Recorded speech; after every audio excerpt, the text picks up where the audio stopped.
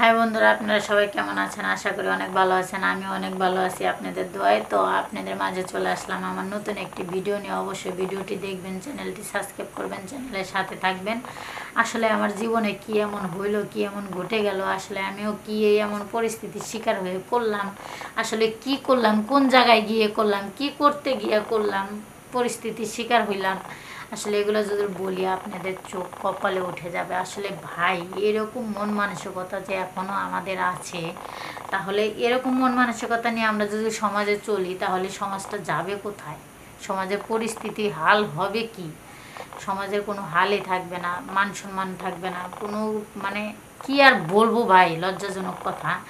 আসলে নিজের সঙ্গে হয়েছে, নিজেরও করতে হয়েছে, এগুলো বলতে নিজেরও লজ্জা করে। কিন্তু আমি চাচ্ছি কি, যে ভুলটা আমার ভিতরে হয়ে গেছে, আমি যে ভুলটা কইরা মনে করেন, এই কাজটা কইরা মনে করেন এখন পস্তাইতেছি, আমার জানা মতে এই ভুল আমি কারো করতে দেব না, কারো হইতে দেব না। তাই আমি ভিডিওর মাধ্যমে আমার লাইফ হিস্টোরিগুলো আমি বইলা আপনাদেরকে সতর্ক করে দিতেছি। আপনারা সবাই আমার এই ভিডিওগুলো দেখবেন, আর সবাই আমার এই কথাগুলো মনোযোগ সহকারে শুনবেন। শুই না আগাগোড়া শুরুর থেকে মাঝখানের থেকে সব কিছু একবার ভাইবা চিন্তা দেহা তারপরে নিজেকে নিজে সতর্ক করবেন, নিজেকে নিজে সাবধানে ধরে রাখবেন। কেননা আমার মতো এরকম প্রতিনিয়ত ভুল কাজ করা যাবে না, আমার মতো এরকম বেকুলা কাম কইরা নিজে নিজে নিজে পস্তান যাব না। আসলে ছোটোর থেকে বড় হইলাম বাপ মায়ের ঘরে, মনে করেন যে অনেক দুঃখ কষ্ট করে বাপ মায়ে পালছে। দেখা যায় আমার বাপ মরে গেছে আমি সেই যখন ওই কয় মাস, 1.5 মাস না 2 মাস যখন বয়স আমার, তখন আমার বাপ মারা যায়। তো তখন থেকে আমার মা মানুষের বাড়িতে কাম করে করে করে করে করে করে করে এ পর্যন্ত আমারে বড় করছে। এখন মনে করেন যে বিয়ে শাদি দিয়ে দিছে আমার মা, বিয়ে শাদি আমার হয়ে গেছে গা।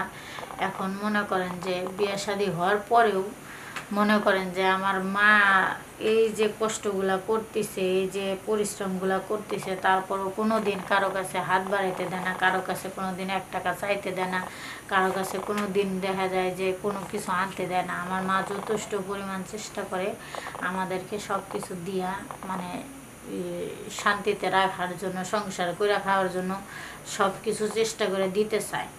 তো যাই হোক, আমার মা মানুষের বাড়িতে কাম করে, তাই কি হয়েছে, মানুষের বাড়ির থেকে চায়া চিন্তা নিয়ে আসে, যাই কিছু নিয়ে আসে, দেখা যায় ওগুলাই আমার জন্য রেখা দেয়, আমারে দিয়া পাঠায়, যেন আমার সংসারটা ভালো চলে, যেন আমিও ভালো চলি, কি আমার স্বামী, আমার সংসার, আমার শ্বশুর শাশুড়ি নিয়ে মিলা জিলা যেন ভালো থাকতে পারি, ভালোভাবে চলতে পারি, সেই অনুযায়ী আমার মায় দেয়।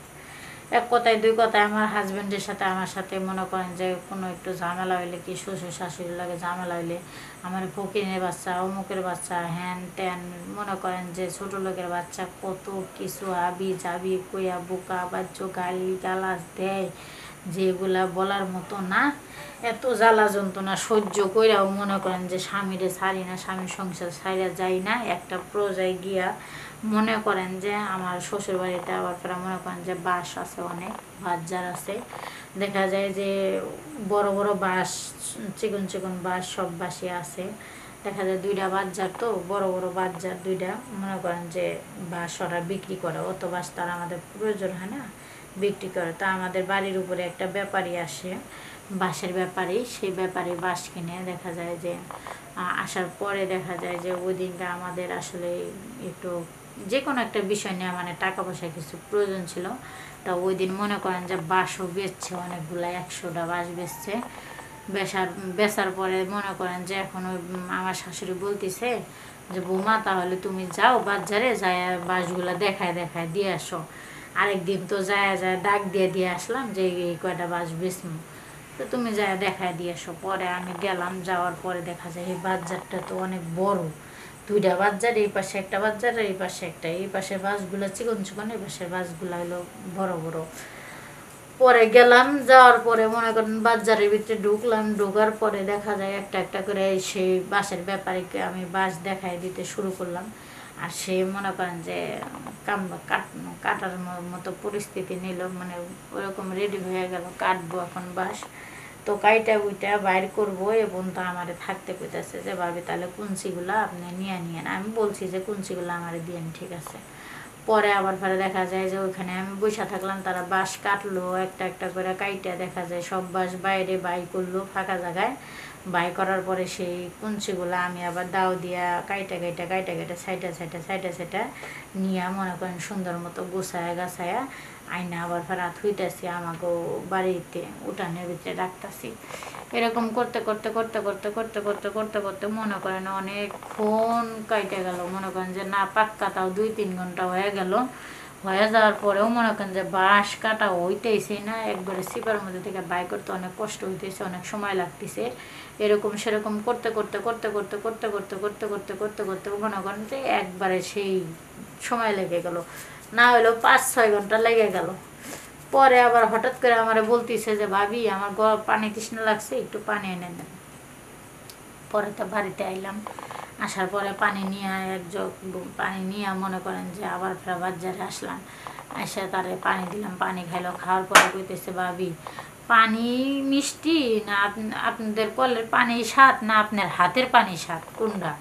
তখন মানে ইয়ার্কি ফাজলামি করা শুরু করলো, এক কথায় 2 কথায় গল্প করা শুরু করে দিল। তখন আমি ভাবে বুঝলাম যে সে আমার প্রতি মানে অন্য মন মানসিকতা নিয়ে তাকাইতেছে, অন্য মন মানসিকতা নিয়ে আমার সাথে কথা বলতেছে, অন্যভাবে আমার সঙ্গে মনে করেন যে চলার জন্য চেষ্টা করতেছে, অন্য অন্য ভাব তার ভিতরে আমি দেখতে পারতেছি, বুঝতে পারতেছি। তখন মনে করেন যে আমিও তার সাথে কথা মানে সে 5টা কথা বলে আমি একটা উত্তর দিই, আর মনে করেন 10টা কথা বলে তো মনে করেন যে 3টা উত্তর দিই, এরকম করে করে তার সাথে কথা বলতেছি। তখন কইতেছে ভাবি একটু সুন্দর তো বেশি, তাই ভাবি মনে করেন যে 10টা কথা বলে একটা উত্তর দেয়, 5টা কথা বলে একটা উত্তর দেয়, ভাবির হলো ডিমান্ড বেশি। এক কথায় 2 কথায় আমার অনেক চেতায় দিল। দেওয়ার পরে তখনকার আমিও দেখা যায় যে সেরকমভাবে তার সঙ্গে ইয়ার্কি ফাজলামি শুরু করে দিলাম, কথাবার্তা কোয়া শুরু করলাম। ওই জায়গায় খালি মনে করেন যে আমি আছি আর হ্যাঁ আছে ওই বাচ্চারের মধ্যে।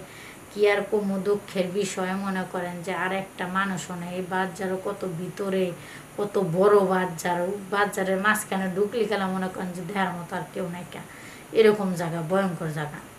পরে মনে করেন এক কথায় 2 কথায় সে বাঁশ কাটতেছে, আমি কঞ্চি কাটতেছি, কঞ্চিগুলা বাঁশের লগে ছাড়তেছি ফাঁকা জায়গায়, আর সে বাজারের ভিতর থেকে টাইনা টাইনা বাঁশগুলা বাই করতেছে। এরকম করতে করতে করতে করতে করতে করতে করতে করতে দেখা যায় সবগুলা বাঁশ তার টানা হইলো, আমারও ছাটা হয়ে গেল। এখন আমার কইতেছে ভাবি আমার তো ভালো লাগতেছে না, আর একটা বাঁশ মনে ভিতরে ফালাই থিয়েছি, ওই বাঁশটা একটু ওজন বেশি, আমার চিপার মধ্যেও বাসটা আনতে একটু কষ্ট হবো, তাহলে আসেন দুজনে একসাথে আনি, একটু হেল্প করেন আমারে। পরে গেলাম ওই বাসটা আনার জন্য, ভিতরে ঢুকলাম তার সঙ্গে। ঢোকার পরে সে আসতেছে পিছিয়ে পিছিয়ে, আমি যাইতেছি সামনে সামনে। যে বাজারের ভিতরে ঢুকছি, বিশ্বাস করবেন কি না করবেন, বাইরে ভাই মনে করেন যে সে মনে করেন যে সুযোগ পেয়ে গেল আমার দুর্বলতার, মনে করেন যে চান্স নিল কীভাবে, আমি বাজারের ভিতরে আর কি করতে পারবো, ওই জায়গায় তো চিৎকার দিলেও কেউ শুনবে না, কোনো কিছু করলেও সে শুনবে না।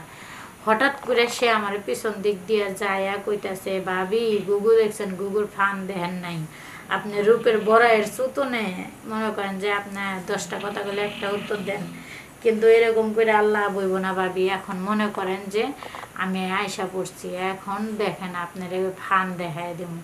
এই কথা কয়া আমারে দইরা মনে করেন ওই বাজারের পাতাগুলা যে বাঁশের পাতাগুলা যে আছে ওগুলার উপরে শোয়াইলো, শোয়াইয়া মনে করেন ইচ্ছা মতো আমার লাগে মনে করেন শারীরিক সম্পর্কটা একবারে কইরা ভালো, তার মন মতো একবারে ইচ্ছা মতো চাহিদা অনুযায়ী একবারে মনে করেন যে একবারে সেই এক চান্সে মনে করেন যে না হলো পাক্কা 2 ঘন্টা থাকলো, 2 ঘন্টা শারীরিক সম্পর্ক করলো।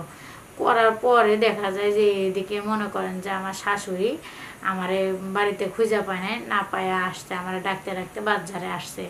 আইসা দেখে যে আমার লগে এরকম করতেছে, আমি কাপড় চোপড়ে গুছাইতেছি অপায় এরকম করে, এখনো কাপড় চোপড় গোছানো না। পরে আইসা কয় কি হয়েছে বৌমা তোমার কাপড় চোপড় এমন অমুক সমুক নানান ধরনের কথা কইলো। পরে আমি আবার প্রায় কান্দা কান্দা তারে কইলাম যে মা এরকম এরকম সমাচার, এরকম এরকম হয়েছে। পরে তো ওই বাঁশের লগে তো দেখা যায় যে আমার শাশুড়ি মা তখনকার ওই বাঁশের ব্যাপারে ধরে ফেলাইলো, আমারও তো নানান ধরনের বকাবাজ্য করলো। আর আমার হাজব্যান্ডের কাছে ফোন দিল, দিয়া বইলা দিল সব কিছু। আমার হাজব্যান্ড কইছে এমন বউ নিয়ে আমি সংসার করবো না, এমন বললো আমি খাবো না, হ্যান তেন অমুক সমুক।